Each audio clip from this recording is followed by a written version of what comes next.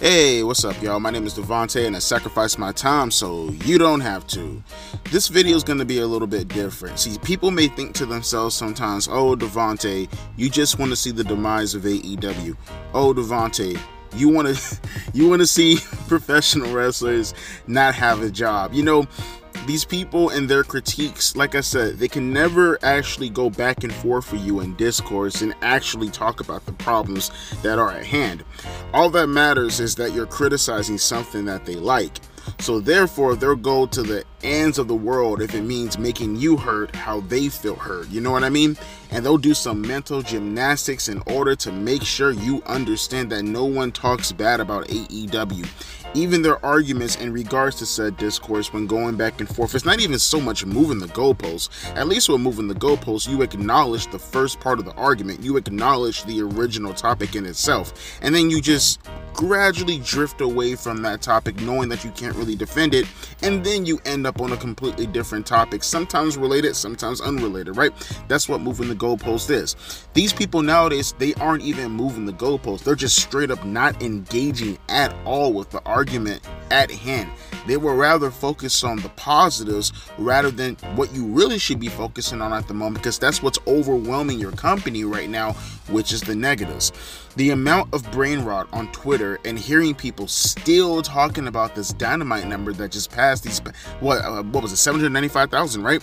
That number just passed on Wednesday, right? And they're gearing up for most likely another ratings boost. I don't know. I mean, I would presume, considering that it is, you know, blood and guts, and I don't know, I would think that they get into the 800,000 range.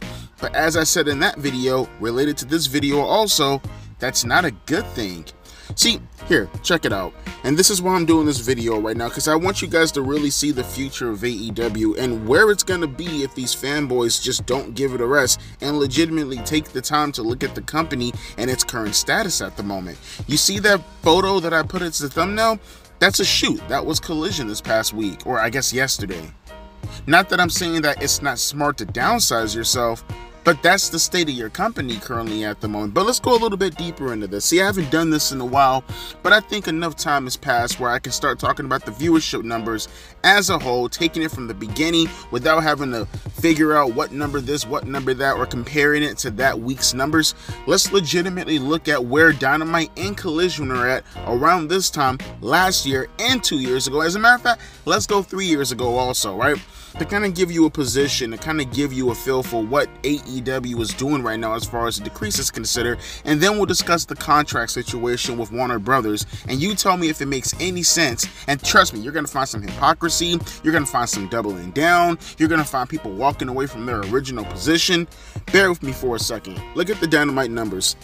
Let's go back to 2021 for a second, right? I got the links down in the description box below if you want to follow. Everything that I'm talking about is linked, and I pre-read before I actually went out of my way to talk about and make a video about, right? So let's go to around, let's see, it's July 21st. I want to go back to the beginning of, let's just say, let's start in the beginning of summertime, right? Let's go that far. So I'm going to say around June 18th, right? This is June 18th of 2021. 552,000, 649,000. Mind you, I'm going in order from June 18th to June 26th, June 30th, week after week after week. I'll say the dates. June 18th, 2021, 552,000. June 26th, 2021, 649,000. June 30th, 883,000. July 7th, 871,000. July 14th, 1 million views. July 21st, 1.1 million views. July 28th, another 1.1 million views. You see what I just did there? Notice the increase. They're steadily increasing more and more and more and more. You can look at the numbers in June and say to yourself, those are low numbers, but look how they're just gaining momentum little by little by little. Well, at this point, when you look forward, they're now starting to average around early 900,000 to just straight up 1 million views. Not even 1 million, like 1.1 million views. Then you go to 2022, and we'll stay around that June 8th time period. Look at this, 939,000. June 15th, 761,000. June 22nd, 878,000. June 29th, 1 million views. June 7th, 979,000. July 13th, July 7th, 979,000. July 13th, 942,000. July 20th, 910,000. July 27th, 976,000. You seeing these numbers, right? You're hearing these numbers. That was in 2022. Now we'll go to 2023, right? Look at 2023. June 7th, 930,000. June 14th, 832,000. June 21st, 902,000. June 28th, 809,000. July 5th, 855,000. July 12th, 825,000. July 19th, 953,000. July 26th, 898,000 views. So you see how they started to decrease, they started to fall off after 2022. But look at the number that they're averaging at this point right here, bruh. It's between low 900,000 to upper 800,000 for the most part, right? Now look at 2024. We'll look at the most recent numbers going back about a month, right? June 12th, 681,000. June 19th, 502,000. June 26th, 680,000. July 3rd, 688,000. June 26th, 680,000. July 3rd, 688,000. July 10th, 691,000. And the aforementioned last Wednesday, 795,000. Notice the pattern. They had a trajectory when they went up and they started to gain in the summertime of 2021. And then look at them now. They're now reverting back to the 2021 numbers. As a matter of fact, in some instances, getting lower than the 2021 numbers. See, that's what I'm saying, though. How are you celebrating 795? I just read the year-by-year respective numbers to you guys. This is the lowest year period. They're lower than their initial year, than their initial growth in 2021. How is that a good thing? But they'll sit here and they'll talk about the 795,000 number, and they will literally run to anyone who's talking shit and then present it as to say that AEW is back in the saddle. It's fucking delusional. But you think that's delusional? You see the picture right now with Collision as a thumbnail, right? Check it out, though. We're going to talk about Collision's numbers also, because that right there is a testament to what I'm trying to argue in regards to why the fuck would Warner Brothers actually go out of their way to give them a substantial raise as far as their contract is considered. Why? I know people say the quantity of the content is what's important to some of these studios because that means more ads. But okay, my thing is, how much money would they have gotten if they actually produced legitimately good numbers versus how much money they're getting right now, regardless of how much content they have, right? So like, say for an example, they get around $200 million, right, inside their contract deal because of how much content they had.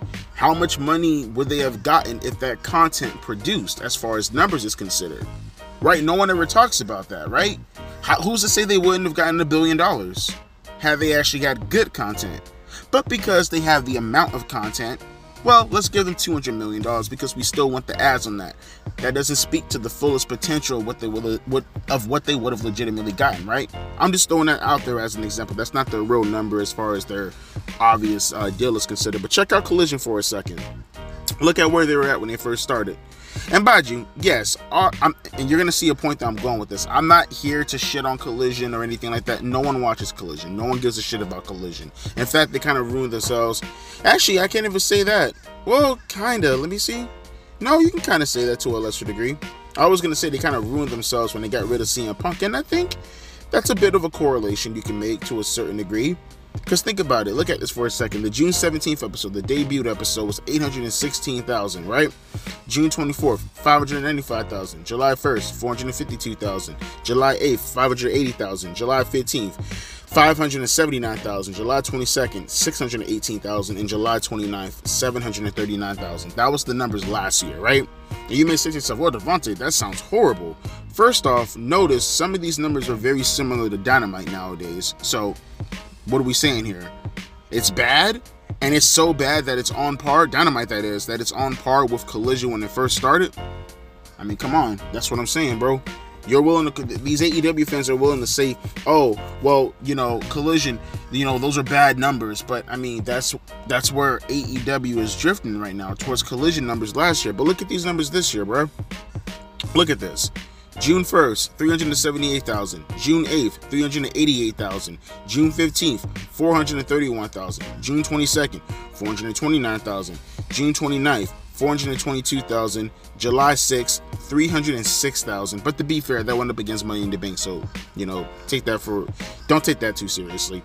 And July 13th, last week, 362,000. And we'll get the number for Collision most likely on Monday, I'm assuming, for this week right here, right? But that's what I'm saying, though. Like, I'm not talking so much about them decreasing, because that's obviously going to correlate with Dynamite, because that's the flagship brand, right? I'm not even saying that. What I am suggesting, however, is that you didn't grow at all. Collision has not grown not one fucking bit. Fuck the decrease. You never increase. It'd be one thing like Dynamite, for an example, where they show substantial improvement between 2021 to around 2022, and then they gradually started to decline afterwards. But at the very least, you can say that there is interest in the product. With Collision, there is no interest. It's just straight up decline since its inception. Is that a good thing, AEW fanboys? Going up into the contract deal coming up, I think in December, right? I think they extended the deal. I don't think it's out.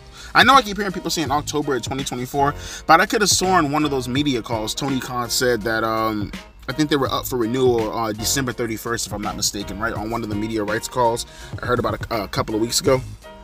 But I digress, though. Those are the numbers that we're dealing with currently at the moment for two of their biggest flagship brands. So I'm asking, you see that? You see the venues, you see the arenas, it's just a niche product. Are you willing to pay the same amount of money for a niche product that you would pay WWE for their product? You know what I'm trying to say? Obviously, you're going to get more money than WWE, but I mean, like, even half that number. Are you serious? I wouldn't even pay a quarter of what the fuck AEW brings to the table of what WWE makes. That's highway robbery, bro. It makes no sense, unless I did hear rumors about Warner Brothers having a stake within the company and itself, but even then, though, man, it's not worth it.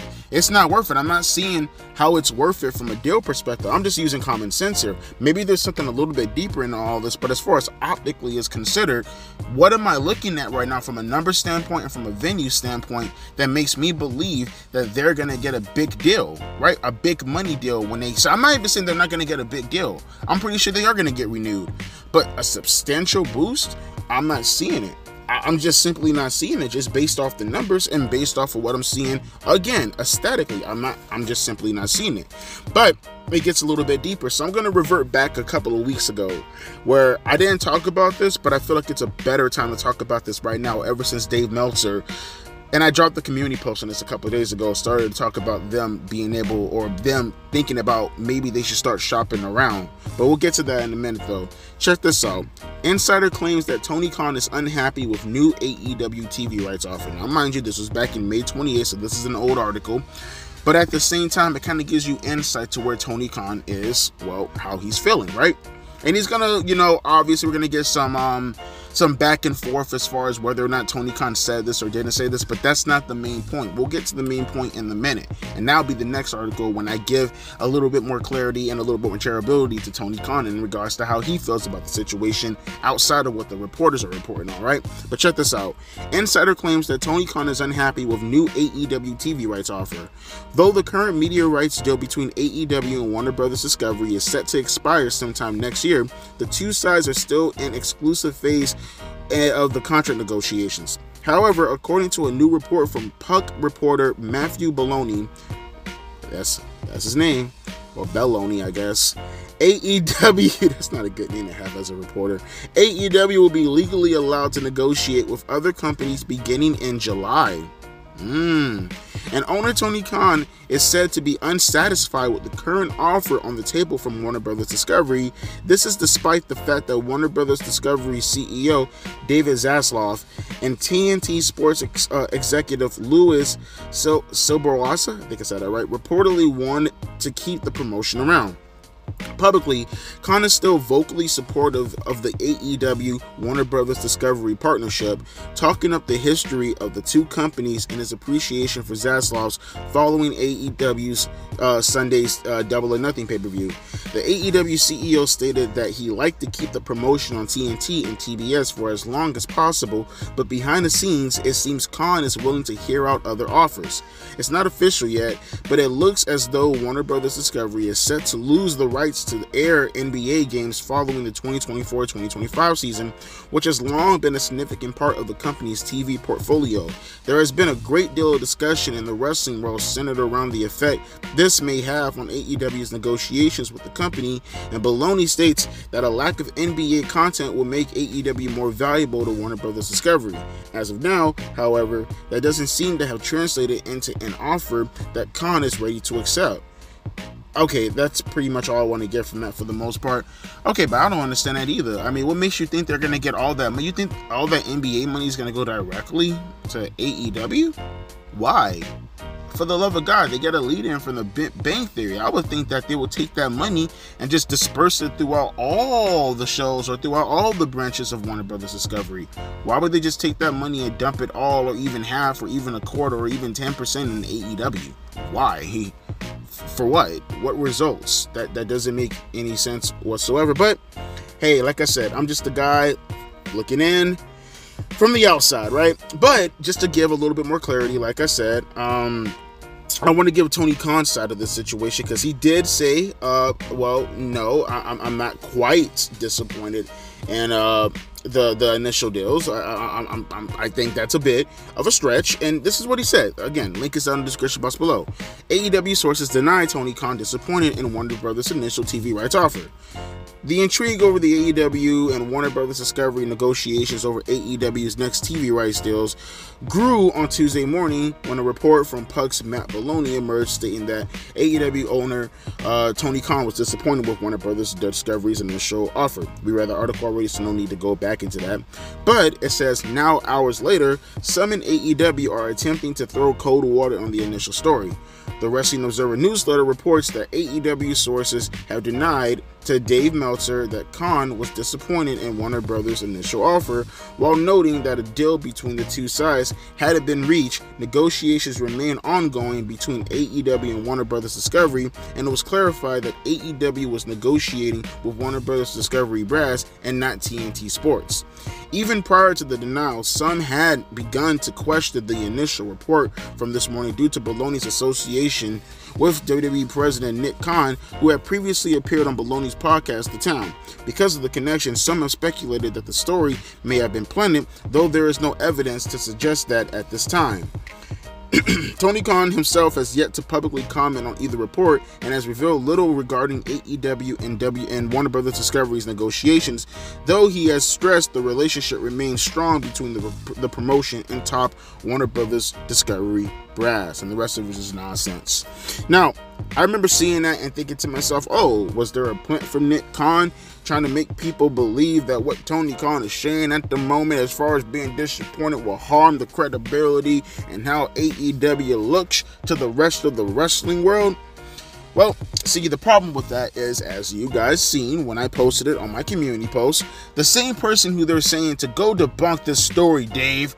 Yeah, Dave, you got Nick fucking Khan out there and he's planting stories. We need you to do us a favor and go debunk this story on our behalf. Yeah, totally, absolutely. You heard what I said when I talked about hypocrisy early on? There you go.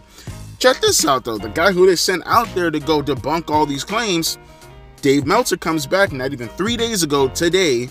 Dave Meltzer, it's time for AEW to negotiate with non-Warner Brother Discovery suitors. All Elite Wrestling hosted its 250th episode of AEW Dynamite on Wednesday night, a milestone show highlighted by a near 60-minute instant classic match between Maxwell Jacob Freeman, MJF, and Will Ospreay. But despite the achievement, plenty of uncertainty regarding the pro wrestling promotion remains as it continues to negotiate its next media rights deal. For the uninitiated, AEW is currently in the final year of its contract with Warner Bros. Discovery, which has been the pro wrestling promotion's lone television home since its inception in 2019. But despite AEW owner, president, and co-founder Tony Khan insisting in June that the two sides were in the red zone for a new media rights deal, such an agreement has yet to come to fruition. Whether it's unclear when AEW's exclusive negotiating window with Warner Bros. Discovery closed, most seem to believe it ended in early July, and with an agreement having yet to be reached and Warner Bros. Discovery dealing with its own uncertainty, one prominent pro wrestling reporter believes it's time for AEW to consider alternatives. And I quote from Dave Meltzer, AEW will probably do well to start talking to other people. Because we're at that point now where it would probably be good to do that. Because then if you do that, then it does put more pressure on Warner Bros. Discovery to make a deal. And if you have an outside suitor, you can get the price up. Meltzer went on to express his belief that while Warner Bros. Discovery obviously doesn't value AEW on the same level as it does the NBA or NHL, which is hockey, the media conglomerate does want to keep the pro wrestling promotion on its airways. And I quote, especially if the idea is to put more money in television and prioritize television. AEW is one of the strongest things on all of those networks aside from the NBA and the Big Bang Theory. It's the most consistent ratings draw that they've got, he said. What Meltzer is saying makes sense, and in many ways negotiating one-on-one. If it has the ability to do, it would only behoove AEW to get as many suitors involved as possible, even its preference is to remain with Warner Bros. Discovery. That, however, could prove easier and wow, holy crap, I gotta put my glasses on. Hang on. That, however, could prove easier said than done for a variety of reasons. In addition to AEW's recent rating struggles and Warner Bros. Discovery having its hands full with its NBA negotiations, there's the obvious question of what other suitors exist. NBC Universal, the CW, and Netflix all have new deals with the WWE set to start in the coming months, and Fox appears content to be getting out of the pro wrestling business after its current deal to air WWE SmackDown expires later this year. Disney makes more sense, but it's hardly likely AEW could land a spot on ESPN's airways, and it's unclear whether the network would be interested in the number 2 pro wrestling promotion. And then it keeps going on with a bunch of stuff that I really don't care to talk about, but you can read the article for yourself. But you essentially got the gist of all that, right? I mean, and I go right back to my previous point when I talked about, well, okay, I'm not saying that Warner Brothers doesn't want it on its network. What I'm saying is, does it want it on its network for this substantial amount of money, right? I'm not sure. I'm not sure. And I'll just, again, give a little bit more clarity. I have one more article I want to read for you guys, and this is Tony Khan himself giving a little bit more idea to how he feels the conversation is going. So I'll just read the excerpt rather than the article in itself. Tony Khan says, I love working at TBS and TNT so much. We do 5 hours Wednesday on TBS and Friday and Saturday on TNT. We're having great talks with Warner Bros. Discovery. I just had a great talks with them yesterday. I'm so blessed to work with these great people, and as somebody who loves wrestling, it means a lot to me that we brought wrestling back to TBS and TNT. Know that so many of the listeners who are wrestling fans used to watch wrestling on TBS and TNT, and for some of the really young fans for a long time, almost 20 years, there was no wrestling on TBS and TNT. It's what I grew up on. It meant a lot with the launch of AEW that we bring All Elite Wrestling every week, Wednesdays on TBS and weekends on TNT. So Tony Khan sounds gleeful about the situation, right? My thing is, there's a bunch of contradictions. There's a bunch of hypocritical stances being taken by people like Meltzer and Tony Khan. The situation seems really, really fishy. I feel like Tony Khan projects a lot. For all the talk about bots, for all the talk about, oh, well, people are being placed here in order to ruin the credibility of AEW, it seems as if he himself is doing a lot of that. I still think to this very day, whenever you see people talk about AEW on social media, I think it's more so 80% real people and 20% bots, and Tony Khan himself himself only accuses WWE of doing bots because he knows that he himself is doing that exact same thing when it comes to his own stuff. Now, obviously that's not proven, but I just feel like that's a bunch of projection. Just like when he talks about the Plant situation, and then he goes and does the same thing with Dave Meltzer and tells him to go out there and debunk anything in regards to the situation with Warner Brothers Discovery and Tony Khan. Not to say that Tony Khan is wrong, maybe he's right, but what I'm saying is, how do you call someone else, a guy who's affiliated with WWE, as nothing more than he himself being a propaganda piece, but then you outright send Dave Meltzer out there to do the exact same thing to debunk it, right? What does that tell you? It's not about the message. I don't care about the message. It's about the actions being taken. And what I'm seeing as far as the actions being taken within the company in itself, in order to correlate with whatever news about some deal is coming up at the moment, I'm not seeing it. The numbers does not show me that they're going to get a substantial boost. Nothing is showing me that they're going to get. Now, granted, I will say, and some of you are going to probably bring it up, I did see that they have some AEW content on the HBO Max streaming stuff. I think I caught wind of that on Twitter, either earlier, was it yesterday or the day before? I can't remember, or maybe earlier today, actually. I'm high as fuck. My point being is, though, I seen it, right? But that doesn't tell me anything, bruh. What does that mean? That doesn't tell me anything. Maybe that in itself was part of the deal, in the sense of like, well, we'll give you this, and we'll maybe give you a little bit more money, but we're not going to give you a bunch of money. We'll give you something, and then we'll give you this. You know, it's the equivalent of, hey, boss, is it possible if I can get, maybe, I don't know, a big raise, like nothing big, maybe you can bump me up $2 or $3 an hour. And then he goes, how about instead I give you a 50-cent raise and I allow you to have PPO as far as your insurance, or PPO as far as your insurance is considered, right? So you don't have to deal with our guys. You can go out there and deal with your own guys, and we'll still pay for it. I mean, great. That's a good thing. I like having PPO insurance. I don't like having HMO. I don't want to rely on any of your stupid fucking companies because, you guys deal with a bunch of generic drugs. I think the wait time as far as the intervals is considered within your guys' scope is really, really lame. And I kind of want to go out there and shop for myself. You know what I mean? But at the same time, it's like a 50-cent raise with the PPO, it's not really what I want. I'd much rather have the $3, and you can keep the HMO if it means I get the $3. That's kind of how I see this in regards to this deal. It's like they want a substantial raise, but they're willing to give them just a little bit more money, and then we'll throw in this incredible thing that you've been talking about for the longest that you wanted. It's not a good deal to me. Not to mention, hell, like I said, it's not over till December 31st. And I find it very peculiar that they have to go out there in order to kind of like, hey, like, can you imagine that? And mind you, this happens in business all the time, right? But I'm just saying, if TNT was so gung-ho about you, they would just pick you up. TBS, Warner Brothers Discovery, they would just do it, right? Or at the very, very least, let you know that, hey, we're so proud of you. We need you on this network. As a matter of fact, I will say it like this. If you were as big as you say that you are, I would presume and I would assume that you just saying that you're going to walk away from the table will have them on their hands and knees. Even the thought of you walking away will have them on their hands and knees, right?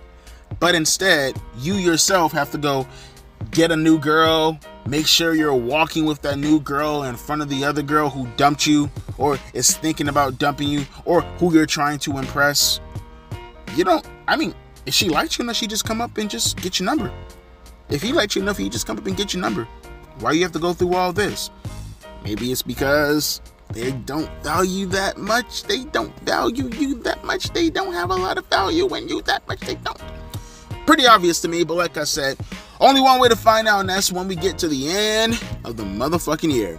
But I'm gonna let you guys talk about this amongst each other in the comment section below. This video went way longer than it had any right to be, but I'm proud of it. And like I said, I had to talk about this like this in order to give clarity in regards to the situation at hand. Because for all the talk about 795,000, what I'm seeing right now in regards to the numbers, in regards to the content, is a bunch of niche fans coping and hoping that AEW stays afloat. But what I'm not seeing is a lot of clamoring and yammering from the everyday folk, the people who actually matter to the advertisers.